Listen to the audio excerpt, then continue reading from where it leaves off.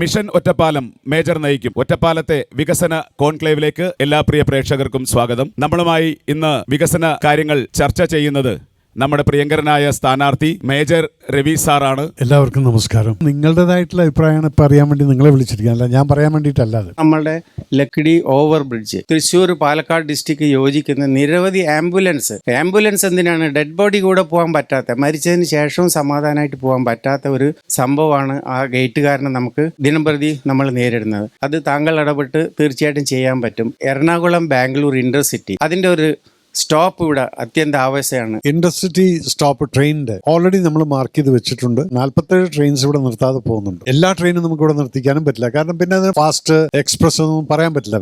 അപ്പം അതുകൊണ്ട് നമുക്ക് ആവശ്യമുള്ള സാർ പറഞ്ഞ പോലെ ആ ഇന്റർസിറ്റി അത് ഓൾറെഡി ലിസ്റ്റിലുണ്ട്. രണ്ടാമത്തെ ഓവർ ബ്രിഡ്ജ് ഡെഫിനറ്റ് ആയിട്ടും ദിസ് വിൽ ടേക്ക് അപ്പ്, കാരണം അത് റെയിൽവേ ആയിട്ടും സെൻട്രോ ആയിട്ടും ചെയ്ത് തീർക്കേണ്ട ഒരു കാര്യമാണത്. അതിൽ സ്റ്റേറ്റിന്റെയും കൂടെ ഒരു കോപ്പറേഷൻ വേണം. My humble request to Major Ravi is, after winning as an MLA from this constituency, you may kindly upgrade the facilities in the Ottapalam Hospital. That would be the biggest blessing that you can give to the people of Ottapalam. ഉള്ള ഹോസ്പിറ്റലുകളെ, government ഹോസ്പിറ്റലുകളെ നന്നായി upgrade ചെയ്തുകൊണ്ട് ഈ പറഞ്ഞ കാര്യങ്ങളൊക്കെ ഉണ്ടെങ്കിൽ ഒരു കുട്ടിക്ക്, ഇപ്പം ഞാൻ ഈവൻ ഒരു മെറ്റേണിറ്റി നോക്കുന്ന സമയത്ത് there is no facility to treat them. They will have to rush up. അപ്പോൾ പി കെ ദാസ് എന്നുള്ള ഒരു പ്രൈവറ്റ് ഹോസ്പിറ്റലിനെ മാത്രം ഡിപ്പെൻഡ് ചെയ്യാൻ പറ്റില്ല.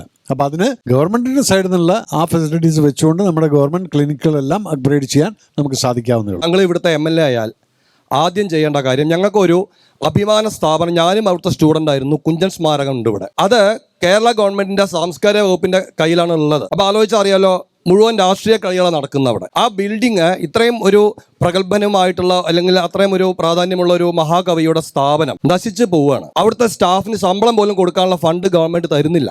അതൊന്ന് പ്രത്യേകം ഒന്ന് പരിഗണിക്കണമെന്ന് അപേക്ഷിക്കുകയാണ്. കുഞ്ചൻ സ്മാരകത്തിന്റെ വളരെ ദയനീയമായ അവസ്ഥയാണ്. കാരണം എല്ലാവരും അതിനോട് വളരെ ഒരു നിഷേധാത്മകമായ നിലപാടാണ് സ്വീകരിക്കുന്നത്. നമ്മൾ ഓൾറെഡി ആ ഒരു വിഷയം നമ്മൾ ഉയർത്തിയിട്ടുണ്ട്. BJP ഒറ്റപ്പാലത്തിന്റെ ജനനായകന് ആദ്യമായി വിജയാശംസകൾ നേരുന്നു. നിയമസഭയിൽ എത്തുമ്പോൾ ആദ്യം അവതരിപ്പിക്കേണ്ടത് ഞങ്ങളുടെ ലക്കിടി ആശുപത്രിയാണ് എന്ന് ഞാൻ അങ്ങയോട് അഭ്യർത്ഥിക്കുന്നു. അങ്ങ് നിയമസഭയിലെത്തിയാൽ ഓരോ പാടശേഖര സമിതികളെയും സ്വയം പര്യാപ്തമാക്കാനുള്ള നടപടികൾ അങ്ങയുടെ ഭാഗത്തുനിന്ന് ഉണ്ടാകണം. കർഷകർ തയ്യാറാണ്. പ്രാദേശികമായ തലക്കുളങ്ങളൊക്കെ പുനരുജ്ജീവിപ്പിച്ച് വേണ്ട സൗകര്യങ്ങൾ ചെയ്തു കൊടുത്ത് ഇവിടെ തന്നെ മറ്റൊരാളെയും ആശ്രയിക്കാതെ കർഷകന് സ്വന്തം കാലിൽ നിന്നുകൊണ്ട് നമുക്ക് അന്നം തരാനുള്ളൊരവസ്ഥ ഉണ്ടാക്കണേ എന്ന് അങ്ങയോട് അഭ്യർത്ഥിക്കുന്നു. അങ്ങക്ക് എല്ലാ വിജയാശംസകളും മഹാദേവനും ജനകുത്തിനുമേയും തരട്ടെ. കർഷകന്റെ കണ്ണീരാരും കാണുന്നില്ല. ഇതിന് ഡെഫിനറ്റ് ആയിട്ടും സർ ദർ വിൽ ബി ഒരു സ്ട്രോങ് ആയിട്ടുള്ളൊരു ബില്ല് ഞാൻ പാസ്സാക്കാനുള്ളത് ഞാൻ ചെയ്തിരിക്കും അത് അസംബ്ലിക്കകത്ത് ഞാൻ പോയി കഴിഞ്ഞാൽ. കാരണം അത് ഇവിടുത്തെ മാത്രം കർഷകർക്കല്ല, ഈ കേരളത്തിൽ ഓരോരുത്തരും ഇതുപോലെ ഈ പന്നിശല്യം അനുഭവിക്കുന്നത്. ഞങ്ങൾക്ക് 1 സെന്റ് സ്ഥലമുള്ളൂ. അത് ചെറിയ ഒരു വീടാണ്. അത് കുട്ടികളെയും കൊണ്ടൊക്കെ വെള്ളം കയറലും കാര്യങ്ങളൊക്കെയാണ്. ഇടിഞ്ഞു വീഴാറായി. അപ്പോൾ പഞ്ചായത്തിൽ പറഞ്ഞപ്പോൾ എല്ലാ ചേട്ടന്മാരുടെ അടുത്തൊക്കെ പറഞ്ഞപ്പോൾ പറഞ്ഞു അത് 1 സെന്റ് സ്ഥലമാണ്, അതുകൊണ്ട് അതിൽ വീട് കിട്ടില്ല. അത് 1 സെന്റ് സ്ഥലമുള്ളൂ, വേറെ മേടിക്കാൻ എൻ്റെ കയ്യിൽ ഒന്നുമില്ല. ഉള്ളതൊക്കെ എൻ്റെ കല്യാണത്തിന് ഇറക്കി, അതും പോയി. 1 സെന്റ് സ്ഥലമുള്ളൂ. ഈ 2 കുട്ടികളാണ്. മഴക്കാലം വന്നാൽ ഞങ്ങൾ പേടിച്ച് വരച്ചിട്ടാണ് ഇരിക്കുന്നത്. കട്ടിലുള്ള ആയതുകൊണ്ട് അതിൽ കയറി കിടക്കുന്നുണ്ട്. ഞാൻ MLA ആയി വന്നു കഴിഞ്ഞാൽ അതിൻ്റെതായിട്ടുള്ള പരിഹാരങ്ങൾ ഞാൻ ചെയ്ത് തീർത്ത് തരാം. അപ്പോൾ കുട്ടിക്കൊരു വീട് വയ്ക്കാനുള്ള സെറ്റപ്പൊക്കെ നമ്മൾ ഒരു MLA വിചാരിച്ചാൽ സാധിക്കും എന്നുള്ളത് എനിക്ക് ഉറപ്പുണ്ട്. വിശ്വകർമ്മ മേഖലയിലുള്ള ഒരുപാട് ജോലി ചെയ്യുന്ന പല മേഖലകളുണ്ടല്ലോ വിശ്വകർമ്മയിൽ. ആ മേഖലകളിൽ ജോലി ചെയ്യുന്ന ഒരുപാട് ആളുകൾ താമസിക്കുന്ന ഒരു സ്ഥലം കൂടിയാണ് ഈ ലക്കിടി. അപ്പോൾ ആ മേഖലയിലുള്ള ഒരുപാട് ആളുകളുടെ ജീവിതം വളരെ ദുഷ്കരമായിട്ടാണ് പോയിക്കൊണ്ടിരിക്കുന്നത്. അപ്പോൾ അങ്ങനെയുള്ള ആളുകൾക്ക് വേണ്ടിയിട്ട് എന്തെങ്കിലും ഒരു കർമ്മ പദ്ധതി ആവിഷ്കരിച്ചാൽ വളരെ നന്നായിരിക്കും. നിലവിൽ വിശ്വകർമ്മ ഒരു പദ്ധതി ഉണ്ട്, PM വിശ്വകർമ്മ എന്നുള്ളൊരു ഉണ്ട്. പക്ഷെ അതൊന്നും പഞ്ചായത്ത് തലത്തിൽ വേണ്ട വിധത്തിലായിട്ടില്ല. നമുക്ക് ഈ PM വിശ്വകർമ്മ യോജനയിലൂടെ ഉള്ളവരെ ശക്തിപ്പെടുത്താൻ സാധിക്കും. ആ ഫണ്ട് ഇവിടെ കൊണ്ടുനിറക്കാനും സാധിക്കും. ഇൻഡസ്ട്രിയൽ പാർക്ക് എന്ന് പറഞ്ഞ സംവിധാനം ഇവിടെ 108 ഏക്കറിൽ ഗവൺമെൻറ് സ്ഥാപിച്ചിട്ടുണ്ട്. അതിൽ തന്നെ ഡിഫൻസ് പാർക്ക് എന്ന് പറഞ്ഞൊരു സംഭവം ഉണ്ടെന്നുള്ളത് പറഞ്ഞിട്ടുണ്ട്. ഔദ്യോഗികമായിട്ട് ഉദ്ഘാടനം കഴിഞ്ഞു. ആരുടെ പേരിലാണ് ഇവിടെ ഒട്ടനവധി യുവാക്കൾക്ക് ജോലി കിട്ടുന്ന ഒരു പ്രതീക്ഷയുള്ള ഒരു സംരംഭമായിരുന്നു. അതിൻ്റെ കാര്യം എന്താണെന്നുള്ളത് ഇതുവരെ ഒന്നും ആയിട്ടില്ല. 120 ഏക്കറാണെന്നുള്ളതാണ് ഞാൻ അന്വേഷിച്ച് പറഞ്ഞത്. 108 ഇതിനകത്താണ് ഇപ്പം ഞാൻ ഈ ECHSൻ്റെയും അതുപോലെ തന്നെ AI പാർക്കിൻ്റെ പോലും. AI പാർക്ക് എന്ന് പറയുന്നത് അത് മൾട്ടി സ്റ്റോറി ബിൽഡിങ്സ് ആയിരിക്കും അതിനകത്ത് കയറുന്നത്. നമ്മുടെ ഒറ്റപ്പാലത്തുകാരെ കുട്ടികൾക്ക് AI പഠിക്കാനും പഠിച്ചതിന് ശേഷം അവിടെ പ്രവർത്തിക്കാനും ഉള്ളതായിട്ടുള്ള ഒരു പ്രൊജക്റ്റാണ് ഞാൻ സബ്മിറ്റ് ചെയ്യുന്നത്. അത് കിട്ടിക്കഴിഞ്ഞാൽ ലാൻഡ് ഓൾറെഡി അക്വയർ ചെയ്തിട്ട് ഡിഫൻസിൻ്റെയോ അല്ലെങ്കിൽ ആരുടെ കയ്യിലാണെങ്കിൽ ശരി, സ്റ്റേറ്റ് ഗവൺമെൻറ്റിൻ്റെ അടുത്ത് കെഞ്ചേണ്ട ആവശ്യമില്ലെങ്കിൽ നമുക്കതിൽ ഇത് സ്ഥാപിക്കാൻ പറ്റും. ഇത് സ്ഥാപിച്ചിരിക്കുകയും ചെയ്യും.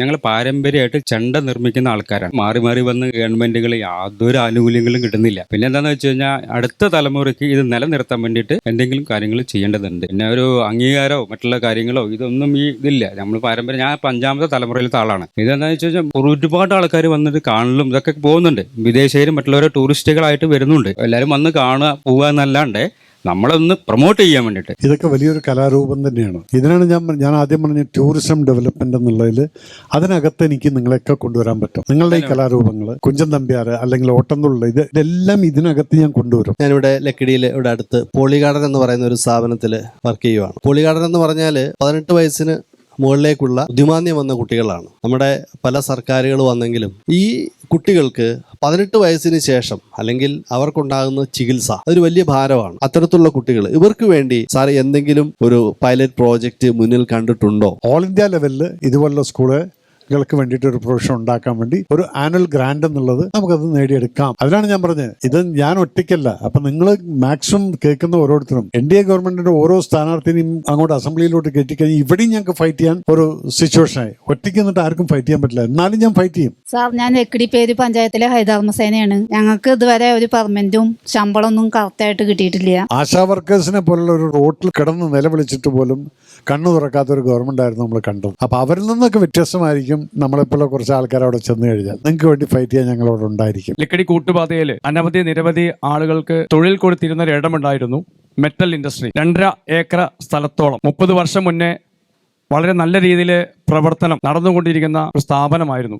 അത് ഇന്നില്ല. ആ 2.5 ഏക്കർ ഇന്ന് ഒരുപാട് ആളുകൾ കയ്യേറി നാമാവശേഷമായി കൊണ്ടിരിക്കുകയാണ്. ലക്കിടിയിലെ തന്നെ ഖാദി യൂണിറ്റ് കഴിഞ്ഞ 30 വർഷം മുമ്പേ ഏകദേശം 400 പേർക്ക് തൊഴിൽ കൊടുത്തിരുന്ന ഒരു സ്ഥലമായിരുന്നു. അതും ഇന്ന് സാമൂഹിക വിരുദ്ധരുടെ വിളയാട്ടമായി നടന്നുകൊണ്ടിരിക്കുകയാണ്. അതിലേക്കും അങ്ങയുടെ ഒരു ശ്രദ്ധ കൊണ്ടുവന്നാൽ തീർച്ചയായിട്ടും നമുക്ക് ഇവിടെ നിരവധി ആളുകൾക്ക് തൊഴിൽ കിട്ടുന്ന ഒരു സ്ഥലമായി ലക്കിടി കൂട്ടുപാത മാറാൻ ഇടയുണ്ട്. നമ്മുടെ മാക്സിമം സ്ട്രെങ്ത് അസംബ്ലിയിലോട്ട് കൊണ്ടുവന്നു കഴിഞ്ഞാൽ, അതുപോലെ ഞാൻ എന്ന MLA നിങ്ങൾക്ക് വേണ്ടി ഇതുപോലുള്ള സ്ഥാപനത്തിന്റെ മുന്നിൽ ഒരു പ്രതിഷേധം നടത്തുന്ന സമയത്ത് നിങ്ങളൊക്കെ എന്റെ കൂടെ നിൽക്കേണ്ടി വരും. കാരണം അത് ശക്തമായിട്ട് നമ്മൾ പ്രതിഷേധിക്കും, അത് നമ്മൾ നേടിയെടുക്കും. നമ്മുടെ ഈ 2 വാർഡുകൾ ഇവിടെ SC വാർഡുകളാണ്. SC വാർഡുകൾ പറഞ്ഞാൽ ഇവിടെ നല്ല ഓടിട്ട വീടുകളും മറ്റേ മൺചുമരുള്ള വീടുകളൊക്കെയാണ്. അത് ദുരിതപൂർണമായിട്ടുള്ള ജീവിതമാണ് ഇവിടെ പലർക്കും. കേന്ദ്ര ഗവൺമെന്റ് ആദിവാസി സംരക്ഷണം എന്നും പറഞ്ഞ് ആയിരക്കണക്കിന് കോടി രൂപകൾ സ്റ്റേറ്റ് ഗവൺമെന്റ് കൊടുക്കുന്നത് ആ ഏരിയയിലെ MP-മാര് തിരിച്ച് ഓരോ വർഷം കഴിയുമ്പോൾ തിരിച്ചവിടെ കൊണ്ട് കൊടുക്കുകയാണ്. താങ്കൾ പറഞ്ഞ ഇതാണ് ഇതിന്റെ പ്രശ്നം. നിങ്ങൾ അവർക്ക് വോട്ട് കുത്തിയില്ലെങ്കിൽ അപ്പൊ അത് എങ്ങനെയെല്ലാം ദ്രോഹിക്കാൻ പറ്റുമെന്നുള്ളത്. അപ്പൊ അതുകൊണ്ട് നമ്മുടെ ആൾക്കാരെന്നും പറഞ്ഞുകൊണ്ടാണെങ്കിൽ ഇപ്പൊ സെൻട്രൽ ഗവൺമെന്റ് നിന്ന് കിട്ടാനുള്ളത് കൊണ്ടുവന്നു കഴിഞ്ഞാൽ SC/ST വിഭാഗത്തിന് അപ്ലിഫ്റ്റ്മെന്റിന് വേണ്ടിയിട്ട് ഒരു ഫണ്ട് ഉണ്ട്. വേസ്റ്റ് മാനേജ്മെന്റിനെ കുറിച്ച് വാട്ട് ഈസ് യുവർ വിഷൻ?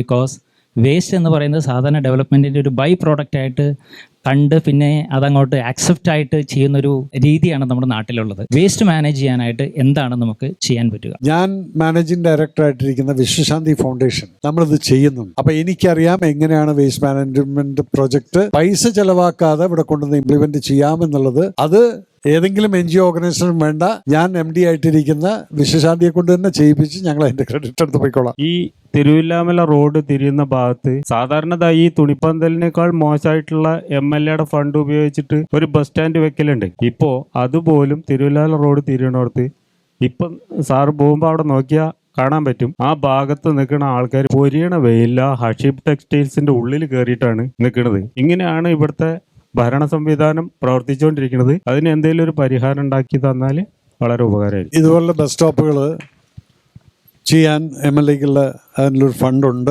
അവിടെ ഞാൻ ആ ബസ് സ്റ്റാൻഡ് ശരിയാക്കി തരാം. അതിലൊരിക്കലും ഞാൻ എഴുതി വയ്ക്കില്ല MLA മേജർ രവിയുടെ ഫണ്ടിൽ നിന്നാണെന്നത്. നിങ്ങളുടെ പൈസയാണ്. അത് നാട്ടുകാർക്ക് വേണ്ടി സംരക്ഷിക്കുക. എൻ്റെ പേര് പോലും കാണുക ഞാൻ ചെയ്തു തരാം. ലക്കിടി ഒരു തടയണയുണ്ട്, പക്ഷെ അത് പണിത കാലത്ത് അതിൽ കംപ്ലീറ്റ് ചളി അടഞ്ഞി കിടക്കുകയാണ്.